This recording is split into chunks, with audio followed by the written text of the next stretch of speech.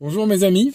Alors j'aimerais vous dire quelque chose par rapport au pass sanitaire.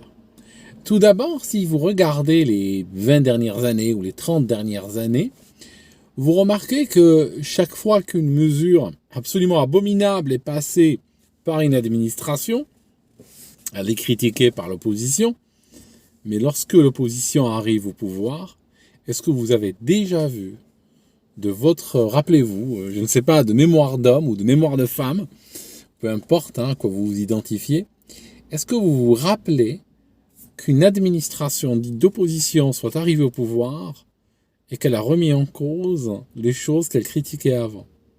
Jamais. Ils critiquent des mesures, ils critiquent des taxes, ils critiquent des décisions. Une fois qu'ils arrivent au pouvoir, c'est fini. Pour le pass sanitaire, j'entrevois la chose suivante. Vous allez virer Macron. J'espère. C'est pas garanti. Vous allez peut-être le virer. Mais une fois que la nouvelle administration arrive au pouvoir, le nouveau président, la nouvelle présidente vous dira la chose suivante.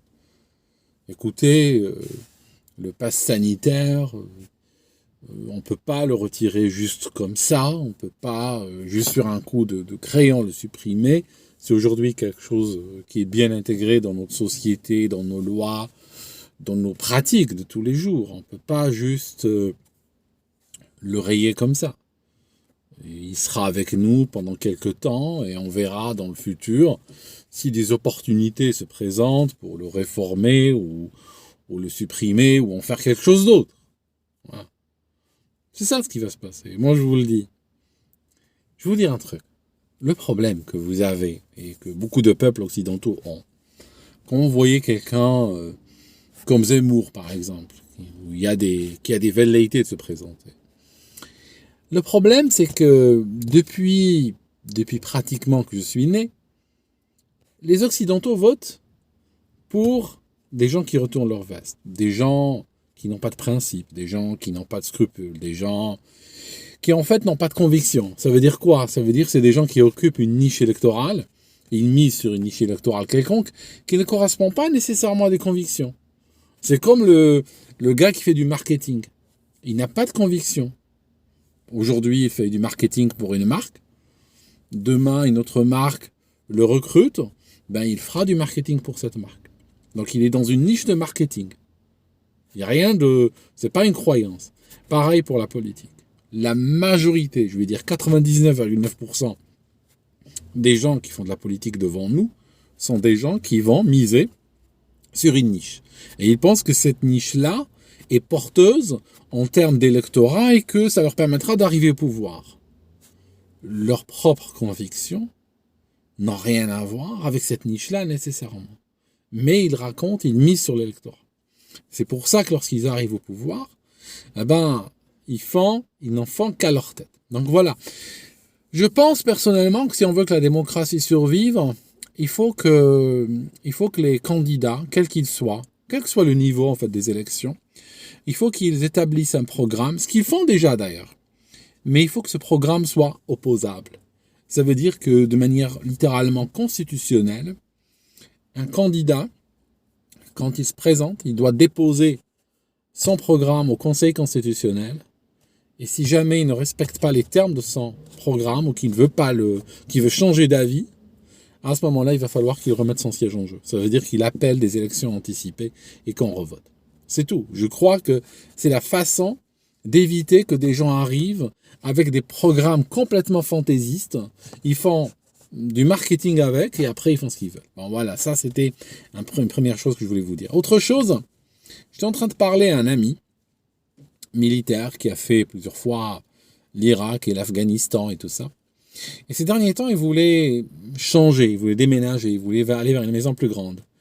Et malheureusement, il ne peut pas se le permettre. Il est toujours dans l'armée les aide beaucoup pour payer en partie avec eux. Mais malgré tout, il ne pourra pas déménager. Vous savez, j'ai constaté que les militaires ne touchent pas beaucoup en fait.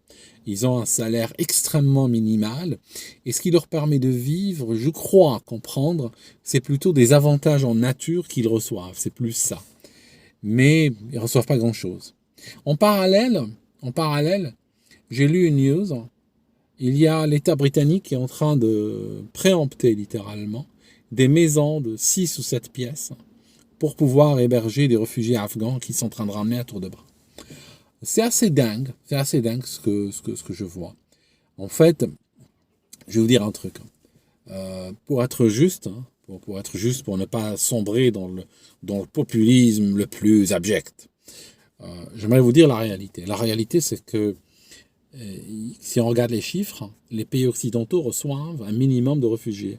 86% des réfugiés sont reçus par des pays en voie de développement. Les plus grands pays qui reçoivent les réfugiés sont, sans surprise, vraiment la Turquie, la Jordanie, le Liban.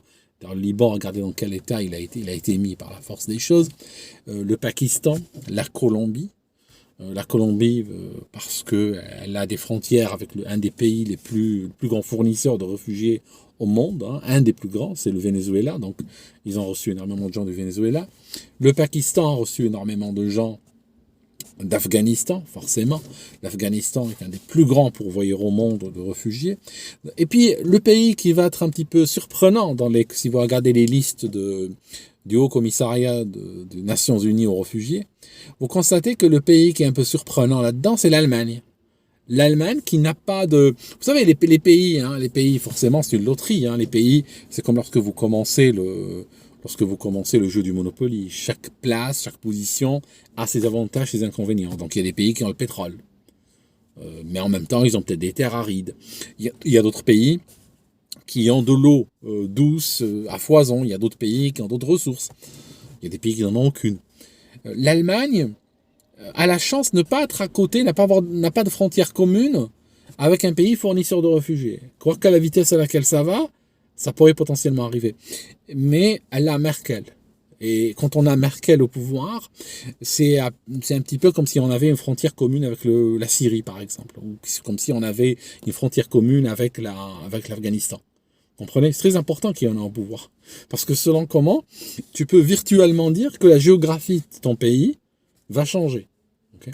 Donc l'Allemagne fait partie des top 5 des pays qui reçoivent des réfugiés. Mais allons plus loin. C'est quoi le problème?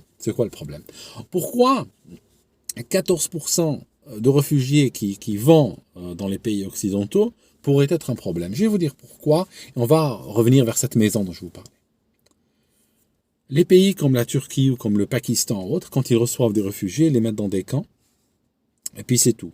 Et puis ils permettent aux organisations internationales comme la Croix-Rouge, l'ONU et autres de venir les aider, ils permettent à Médecins sans frontières de venir, etc. Vous voyez, c'est ça ce qu'ils font. Donc, quelque part, ça pèse, malgré le chiffre élevé, malgré la proportion élevée, ça pèse relativement peu sur leur société, sur leur économie. En même temps, si vous regardez le Royaume-Uni, par exemple, il reçoit une famille de réfugiés. Ok, ils ont des barèmes.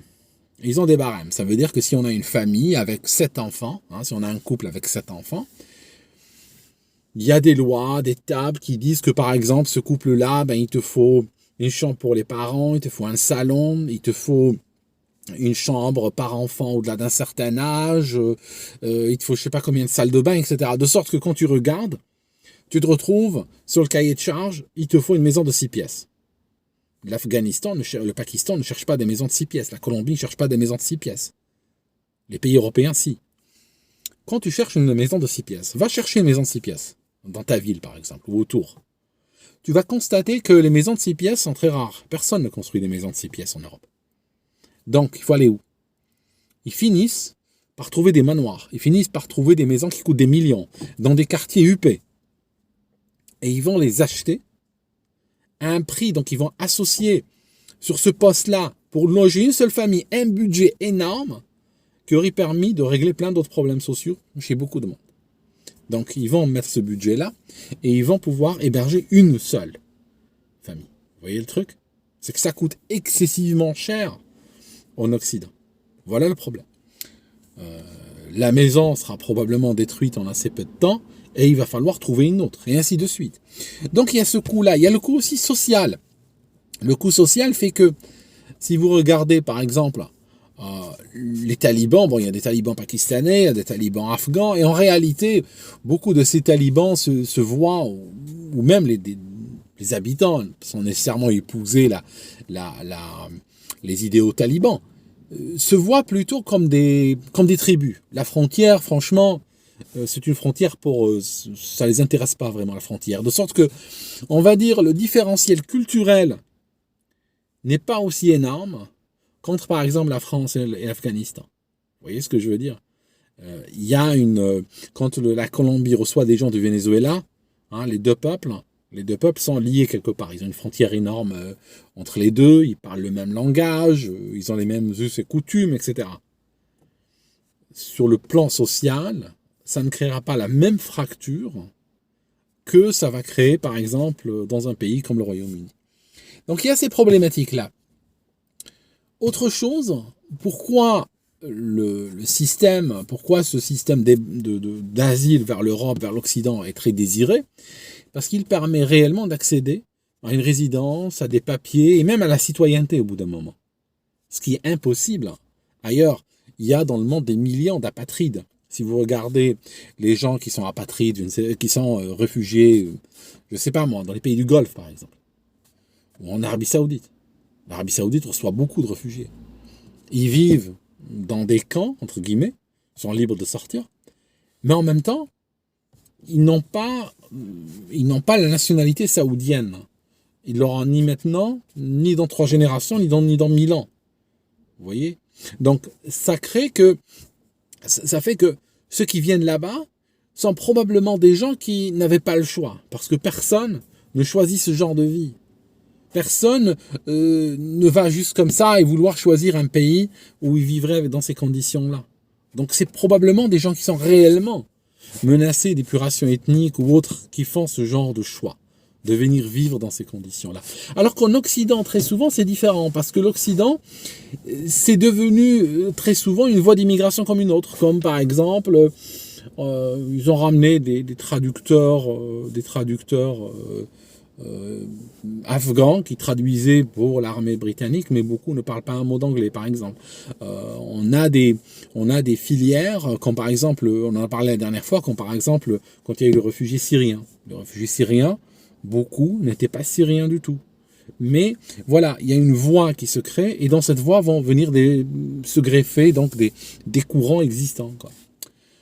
Enfin, c'est la folie de l'Occident. Moi, je suis plus, vous regardez, je suis un peu blasé, hein, vous savez.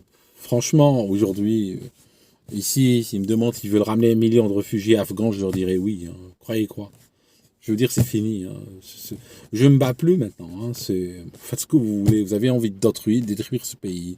C'est votre pays. Vous avez envie de le détruire. Bah, détruisez-le. Ok. Puis je regarde. Je suis là. Je suis assis dans ma voiture. Je vous vois faire. C'est fini. Parce qu'en fait, le truc, c'est que les nations occidentales aujourd'hui sont dans une voie d'autodestruction. Quelle que soit la manière dont elle arrive, c'est de l'autodestruction. Quoi qu'ils fassent, aujourd'hui on a des jeunes à Londres qui s'appellent Extinction Rebellion.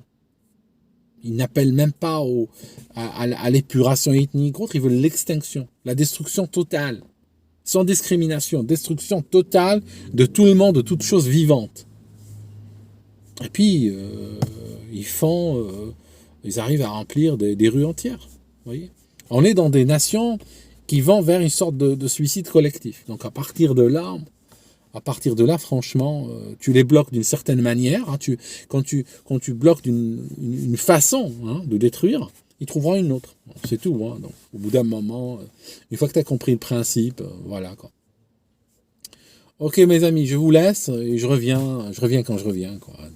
Dans quelques jours ou dans quelques années, hein, vous savez. Je sais pas. À bientôt.